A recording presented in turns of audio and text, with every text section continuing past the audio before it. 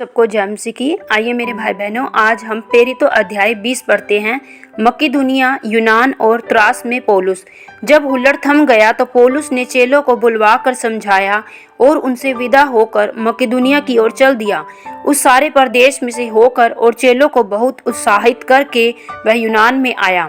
जब 3 महीने रहकर वह जहाज से सीरिया की ओर जाने पर था तो यहूदी उसकी घात में लगे, इसलिए उसने यह निश्चय किया कि मकिदुनिया होकर लौट जाए। बीरिया के पुरसुस का पुत्र सोपत्रुस और थिस्सलुनीकियों में से अर्थिखुरुस और सिकुन्दुस और दुर्बे का गयुस और तीमुथियुस और आसिया का तुखिकुस और तुमिफ्रुस आसिया तक उसके साथ हो लिए। वे आगे जाकर त्रास में हमारी बाट जोहते रहे और हम अख़मीरी रोटी के दिनों के बाद फिलिप्पी से जहाज पर चढ़कर 5 दिन में त्रास में उसके पास पहुँचे और 7 दिन तक वही रहे। त्रास में यूतुखुस का जिलाया जाना।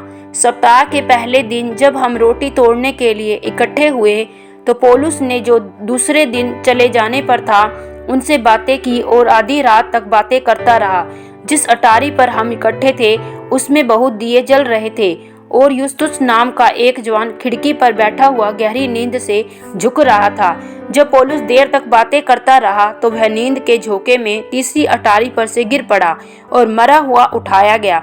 परंतु पौलुस उतरकर उसे लिपट गया और गले लगाकर कहा, घबराओ नहीं, क्योंकि उसका प्राण उसी में है। और ऊपर जाकर रोटी तोड़ी और खाकर इतनी देर तक उनसे बातें करता रहा कि पौ फट गई। फिर वह चला गया और वे उस जवान को जीवित ले आए और बहुत शांति पाई। से मिलतुस की यात्रा। हम पहले ही जहाज पर चढ़कर अस्सुस को इस विचार से आगे गए कि वहां से हम पौलुस को चढ़ा ले, क्योंकि उसने यह इसलिए ठहराया था कि आप ही पैदल जाने वाला था। जब वह अस्सुस में हमें मिला तो हम उसे चढ़ाकर मितुलेन में आए। वहां से जहाज खोलकर हम दूसरे दिन गयुस के सामने पहुंचे और अगले दिन सामुस में जा लगे। फिर दूसरे दिन मिलेस में आए, क्योंकि पौलुस ने इफिसुस के पास से होकर जाने का निश्चय किया था। कहीं ऐसा न हो कि उसे आसिया में देर लगे, क्योंकि वह जल्दी में था कि यदि हो सके तो वह पिन्तुकेस के दिन यरूशलेम में रहे। इफिसुस के प्राचीनों को उपदेश। उसने मिलेतुस से इफिसुस में कहला भेजा और कलीसिया के प्राचीनों को बुलवाया। जब वे उसके पास आए तो उनसे कहा, तुम जानते हो कि पहले ही दिन से जब मैं आसिया में पहुंचा, मैं हर समय तुम्हारे साथ किस प्रकार रहा, अर्थात बड़ी दीनता से और आंसू बहा बहा कर, और उन परीक्षाओं में जो यहूदियों के षड्यंत्र के कारण मुझ पर आ पड़ी। मैं प्रभु की सेवा करता ही रहा और जो जो बातें तुम्हारे लाभ की थी उनको बताने और लोगों के सामने और घर घर सिखाने से कभी न झिझका, वरन यहूदियों और यूनानियों के सामने गवाही देता रहा कि परमेश्वर की ओर मन फिराना और हमारे प्रभु यीशु मसीह पर विश्वास करना चाहिए।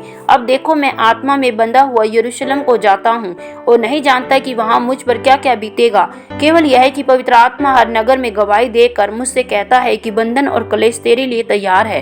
परंतु मैं अपने प्राण को कुछ नहीं समझता कि उसे प्रिय जानूं, वरन यह है कि मैं अपनी दौड़ को और उस सेवा को पूरी करूं जो मैंने परमेश्वर के अनुग्रह के सुसमाचार पर गवाही देने के लिए प्रभु यीशु से पाई है। अब देखो, मैं जानता हूं कि तुम सब जिनमें मैं परमेश्वर के राज्य का प्रचार करता फिरा, मेरा मुंह फिर न देखोगे। इसलिए मैं आज के दिन तुमसे गवाही देकर कहता हूं कि मैं सबके लहू से निर्दोष हूं, क्योंकि मैं परमेश्वर के सारे अभिप्राय को तुम्हें पूरी रीति से बताने से न झिझका। इसलिए अपनी और पूरे झुंड की चौकसी करो, जिसमें पवित्र आत्मा ने तुम्हें अध्यक्ष ठहराया है कि तुम परमेश्वर की कलीसिया की रखवाली करो, जिसने उसने अपने लहू से मोल लिया। मैं जानता हूँ कि मेरे जाने के बाद फाड़ने वाले भेड़िए तुम में आएंगे, उनको न छोड़ेंगे। तुम्हारे ही बीच में से ऐसे ऐसे मनुष्य उठेंगे जो चेलों को अपने पीछे खींच लेने को टेढ़ी मेढ़ी बातें कहेंगे। इसलिए जागते रहो और स्मरण करो कि मैंने 3 वर्ष तक रात दिन आंसू बहा बहा कर हर एक को चितौनी देना न छोड़ा। और अब मैं तुम्हें परमेश्वर को और उसके अनुग्रह के वचन को सौंप देता हूँ, जो तुम्हारी उन्नति कर सकता है और सब पवित्र किए गए लोगों में साझी करके मिरास दे सकता है। मैंने किसी के चांदी या सोने या कपड़े का लालच नहीं किया। तुम आप ही जानते हो कि इन्हीं हाथों ने मेरी और मेरे साथियों की आवश्यकताएं पूरी की। मैंने तुम्हें सब कुछ करके दिखाया कि इसी रीति से परिश्रम करते हुए निर्बलों को संभालना और प्रभु यीशु के वचन स्मरण रखना अवश्य है, जो उसने आप ही कहा है, लेने से देना धन्य है।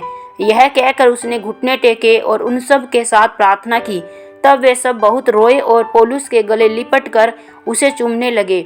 वे विशेषकर इस बात से शोकित थे जो उसने कही थी कि तुम मेरा मुंह फिर न देखोगे। तब उन्होंने उसे जहाज तक पहुंचाया। आमीन।